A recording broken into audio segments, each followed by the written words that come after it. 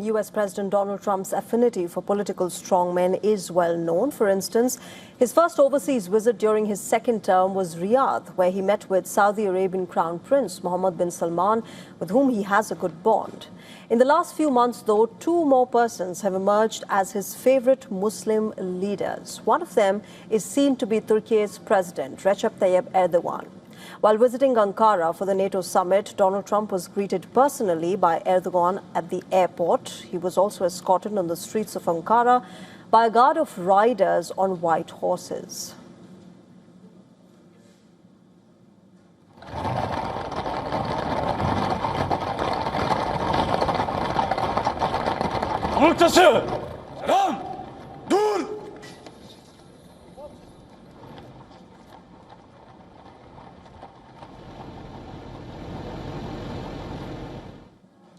Trump heaped praise on Erdogan and also announced that the U.S. will lift sanctions on Turkey, which he described as a fantastic NATO ally. He also revealed that he's considering selling F-35 jets to Turkey, which has the second largest army among the NATO countries.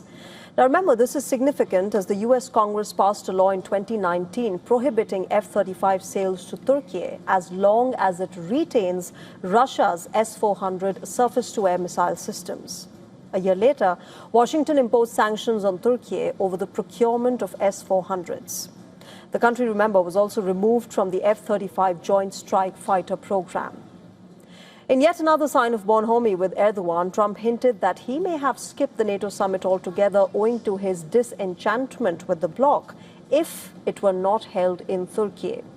His close ties with Erdogan also assume significance in the context of Turkey not interfering in the Iran war, despite it being at loggerheads with Israel. Well, I want to thank you very much. As everybody knows, it's been very much reported. We are great friends. The president has done an incredible job. Just landing at the airport, to see such a beautiful airport, and to have a building named after me. I was very happy about that. That was great. Now, another personality who has been at the receiving end of Trump's generosity and praise is Pakistan's Army Chief, Asim Munir. Since last year, the American president has publicly lauded Munir multiple times, and he's also described him as his favorite field marshal. In fact, Trump also credited Asim Munir's role in the mediation process with Iran. Pakistan was fantastic. The Prime Minister and I call him the general. He's a general. He's a great general. He's so great that he's actually a field marshal, a step above.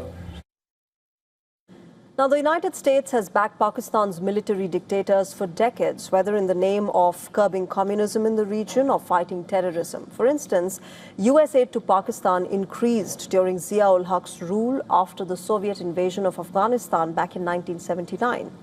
America has also supported General Musharraf, who staged a coup to oust Nawaz Sharif as the prime minister in 1999 as he extended support to its war on terror post the 9/11 attack.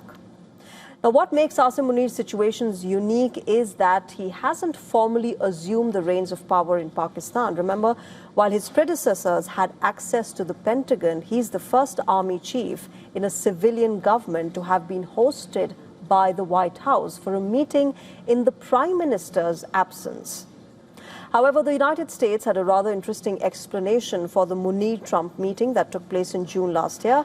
White House spokesperson Anna Kerry said that Trump hosted Munir as he called for the U.S. president to be nominated for the Nobel Peace Prize.